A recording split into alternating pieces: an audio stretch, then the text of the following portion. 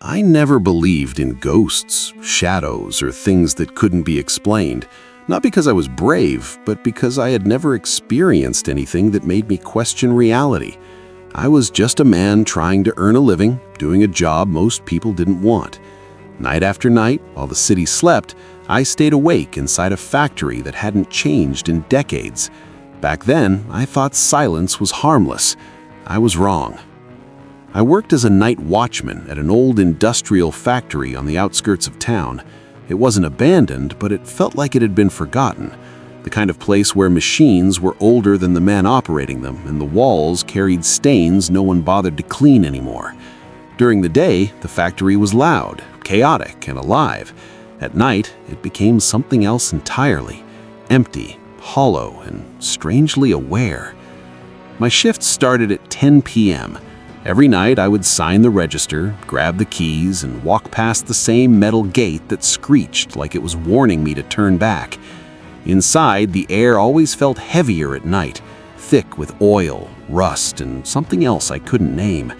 The lights flickered no matter how many times maintenance claimed they had fixed them, and the silence was never complete. At first, the job was simple. Walk the floors, check the doors, monitor the CCTV screens, and make sure no one broke in. The factory was too old and too quiet to attract thieves anyway. Most nights, nothing happened. I would sit in the security room with a cup of tea, watching empty hallways on grainy black and white screens, listening to the faint hum of electricity moving through wires hidden behind concrete walls. But even on those quiet nights, there were moments that felt off. A sound that didn't belong, a shift in the air, a feeling that I wasn't alone, even though logic told me I was. I remember the first time I heard footsteps. It was close to midnight. I was doing my routine patrol, walking past the assembly line where machines stood frozen like giant skeletons. My flashlight moved slowly across the floor, catching dust particles floating in the beam. That's when I heard it. Soft, measured footsteps, somewhere behind me. I stopped walking. The footsteps stopped too. I told myself it was just an echo, sound bouncing off metal and concrete. Old buildings made noises. Everyone knew that. I laughed it off and kept walking. That became a pattern. Sounds that stopped when I stopped, movements that vanished the moment I turned my head. I never saw anything clearly, just impressions, hints, the feeling of being watched. I blamed fatigue. Night shifts mess with your head. That's what I told myself. That's what I needed to believe. The CCTV room was my safe place. 14 screens showed different parts of the factory. Corridors, storage areas, loading docks, machine floors. Most of the time they showed nothing but empty space. Sometimes a rat would run past, triggering a momentary spike of relief. At least rats were real. One night, around 1:17 a.m., I noticed something strange. On one of the screens, camera 7, the east corridor, I saw what looked like a shadow at the far end of the hallway. It wasn't moving, just standing there, darker than the darkness around it. I leaned closer to the monitor, squinting. The image quality was poor, and the lights in that corridor were always unreliable. I assumed it was a trick of the camera, maybe a shadow cast by a broken light. I switched to another camera angle covering the same corridor. The shadow was gone. I felt a chill crawl up my arms, but I brushed it off. Cameras glitched. Old systems failed. I had worked there long enough to know that. Still, something about it bothered me more than it should have. Over the next few nights, the shadow returned, always on camera 7, always at the same time, and always gone when I checked in person. I began to dread that part of my shift. I found excuses to stay in the security room longer, watching the monitors instead of walking the floors. When I did patrol, my footsteps felt louder than usual, echoing in ways that made my chest tighten. The factory seemed to listen. Then came the night everything changed. It was raining heavily outside, the kind of rain that blurs the world and muffles sound. Inside the factory, the usual silence felt deeper, thicker. I was watching the monitors when I noticed camera 7 flicker. The image distorted for a second, then stabilized. The corridor was empty, or so I thought. Slowly, unmistakably, the shadow appeared again. This time, it was closer. Not close enough to see details, but close enough to feel intentional, like it wanted to be seen. I stared at the screen, my heartbeat loud in my ears. The shadow didn't move. It didn't sway or shift like a trick of light. It stood there, solid and wrong. I reached for the radio to call the supervisor, but I stopped. What was I supposed to say? That I saw a shadow on a camera? I would sound ridiculous, weak, afraid. So I did what I always did. I grabbed my flashlight and went to check. The corridor was empty. No movement, no sound, just the steady drip of water leaking somewhere in the distance and the hum of fluorescent lights. I stood there longer than necessary, scanning every corner, every doorway. Nothing. As I turned to leave, I heard it. My name. Not shouted, not whispered, just spoken. Calmly, clearly. I froze. No one should have known I was there. No one else was scheduled to work that night. My throat went dry, and for a moment I couldn't breathe. I turned slowly, flashlight shaking in my hand. "Hello?" I called out, hating how small my voice sounded. No answer. I went back to the security room and locked the door behind me. I sat there until morning, eyes glued to the monitors, afraid to blink. Camera 7 showed nothing for the rest of the night. When my shift ended, I left without looking back. I told myself it was stress, hallucination, exhaustion, anything but the truth I didn't want to face. But something had changed. After that night, the feeling followed me, not just in the factory, but outside it too. On my way home, I felt like I was being watched behind, like footsteps matched mine just out of sync. When I reached my front door, I hesitated before unlocking it, listening for sounds that shouldn't be there. Inside my house, everything looked normal, quiet, safe. Or so I thought, because when I finally lay down to sleep, one question wouldn't leave my mind. If whatever I heard in the factory knew my name, how did it know where I lived? I told myself I wouldn't return, that any sane person would walk away after what I heard that night. But fear doesn't always make you run. Sometimes it traps you in a need for answers. I needed to know whether the factory was playing tricks on me, or if something there truly knew who I was. So when evening came, I put on my uniform again, picked up my keys, and drove back toward the place I swore I hated. The factory looked the same from the outside, tall, silent, and lifeless. But the moment I stepped inside, something felt different. The air felt heavier than usual, like it was pressing down on my chest. Even before my shift officially started, I had the unsettling feeling that I was late, as if something had been waiting for me. I signed the register with a shaky hand. My name looked strange on the page, like it didn't belong there anymore. I tried to focus on routine. Routine meant safety. Routine meant control. I checked the locks, walked the outer corridor, and forced myself not to listen too closely to every sound. The factory made noises. It always had. Pipes expanded, metal cooled, old buildings breathed. That's what I kept repeating in my head. When I entered the security room, the CCTV monitors were already on. 14 screens, 14 empty spaces. I sat down slowly, scanning each one. Everything looked normal, too normal. Camera 7 showed the east corridor, silent and empty. I felt a strange disappointment mixed with relief. An hour passed, then another. Just as my shoulders began to relax, the radio on the desk crackled. Not a message, just static. I reached to turn it down, but before my fingers touched the dial, the static stopped on its own. The silence that followed felt sharp, like a warning. I looked back at the monitors. Camera 7 flickered. The image distorted for a moment, then cleared, and there it was again, the shadow. But this time, it wasn't standing at the far end of the corridor. It was halfway down the hall, close enough that I could see its shape clearly. It wasn't human, not completely. It stood upright, but its proportions were wrong, too tall, too narrow. The edges of its form seemed blurred, like it wasn't fully part of the world captured by the camera. I felt my heartbeat slow, not speed up, as if my body didn't know how to react to what it was seeing. I didn't move. I didn't breathe. The shadow didn't move either. It just stood there, facing the camera, facing me. Then, slowly, it tilted its head. I don't know how long I stared at that screen. Seconds felt like minutes.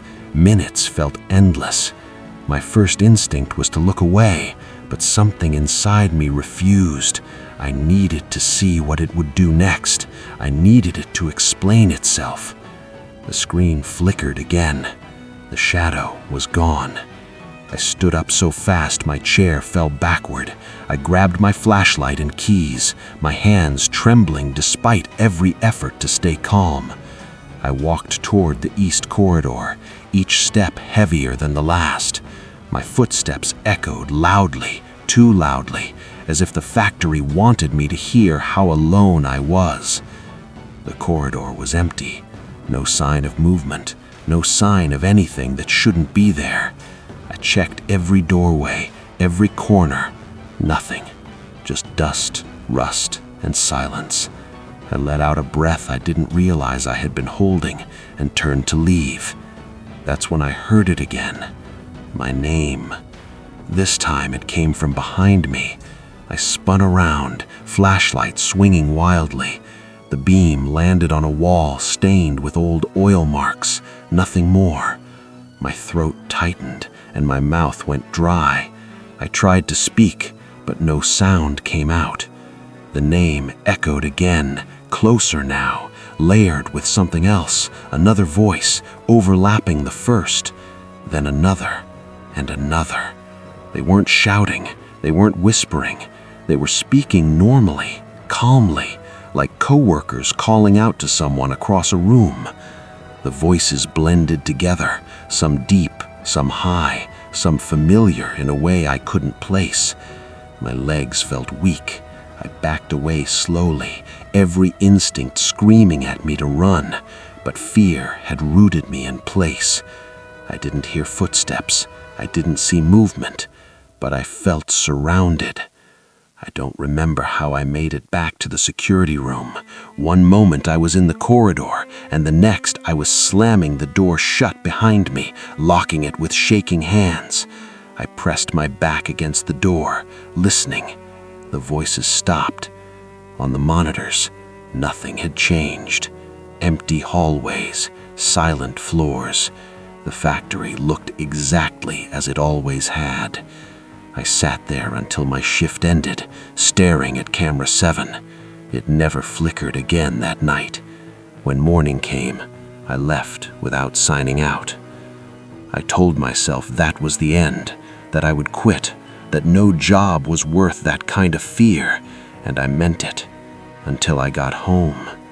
My house was quiet when I arrived, too quiet. I stood in the doorway for a long time, listening. No voices, no footsteps. I locked the door behind me and checked every room. Everything was normal, safe. But as I sat down on my couch, something caught my attention. The television was off, but the screen reflected the room like a dark mirror. And in that reflection, for just a moment, I thought I saw movement behind me. I turned around instantly. Nothing. That night, I slept with the lights on. Every small sound made my heart jump. Pipes creaking, wind against the window. I kept telling myself the factory couldn't follow me home, that whatever I experienced was tied to that place. I was wrong. Over the next few days, the feeling followed me. Not constantly, just enough to remind me it was there. At the grocery store, I felt eyes on my back. On the bus, I heard my name whispered among strangers. At night, I dreamed of long corridors and flickering screams, of shadows that waited patiently. I finally quit my job. I didn't give a reason. I didn't ask for my final paycheck. I just handed in my keys and walked away. For a while, things seemed better. The whispers faded. The dreams stopped. I began to believe it was over. Until one evening, as I was unlocking my front door, I noticed something on the ground near my feet. A small smear of dark grease, the same kind used on the factory machines. I froze, because I knew in that moment that whatever I had seen in that factory hadn't been tied to the building. It had been tied to me, and it wasn't finished yet. I didn't clean the grease right away. I stood there, staring at it, my keys still in my hand, my door half open. My heart was pounding, but not in panic anymore. It was something else now. Recognition. Whatever I had tried to escape had already crossed the line between the factory and my life, and deep down, I knew running again wouldn't make a difference. I wiped the grease away and stepped inside, locking the door behind me. That night, I didn't sleep. I sat on the couch, lights on, listening, waiting. Nothing happened. No whispers, no shadows, just silence. And somehow, that silence was worse than the fear. The next morning, I decided to face it logically. I threw away my uniform, washed everything I had worn at the factory, and told myself this was just stress. People hallucinate under pressure. Fear makes patterns out of nothing. I repeated these thoughts like a mantra, forcing myself back into normal routines. For a few days, it worked. Then I started noticing small changes, things being slightly out of place. A chair moved a few inches, a door not fully closed when I was sure I had shut it. At first, I blamed myself. Memory plays tricks. But then came the sounds. Late at night, when the city quieted down, I heard it again. Not my name this time, just breathing. Slow, controlled, too close. I sat up in bed, holding my breath, listening. The sound came from inside the room, not beside me, not behind me, around me, as if the air itself was breathing. I turned on the light. Nothing. The breathing stopped instantly. That became the pattern. Sounds with no source, movements with no cause, and always the feeling of being watched, not hunted, observed, studied. One night, I did something I still regret. I spoke out loud. "I know you're here." The words felt heavy as they left my mouth.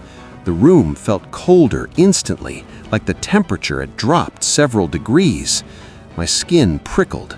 I waited for a response. None came. But that night, I dreamed of the factory again. Only this time, I wasn't watching the CCTV screens. I was on them. I woke up screaming. That was when I understood the truth I had been avoiding. The factory hadn't been haunted. I had been the door. Something there needed a witness, someone who could see, someone who would listen. And once it had me, it didn't need the building anymore. The realization didn't bring relief. It brought dread. Because doors can be closed, but only if you know how. I started researching old records, local forums, anything related to the factory.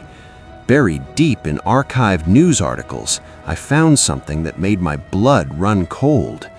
Decades ago, there had been an incident, a night shift accident, multiple workers trapped during a machinery failure. Officially, it was ruled an electrical fire, but witnesses claimed something else. CCTV footage malfunctioning, alarms triggering without cause, workers reporting voices over the intercom calling them deeper into the building. Most disturbing of all was a single line from an internal report. Final footage shows movement after evacuation. No bodies were ever recovered, The factory had been shut down for years before reopening, with new management, new guards, new watchers. That night, I felt it again, stronger than ever. The breathing returned, slow and patient. I didn't turn on the light. I didn't speak. I just listened. Then, softly, calmly, it spoke. Not my name, a question. Are you watching? My throat tightened. Tears welled in my eyes, not just from fear alone, but from understanding. This wasn't an attack. It was an invitation. I answered without realizing I had decided to do so. Yes.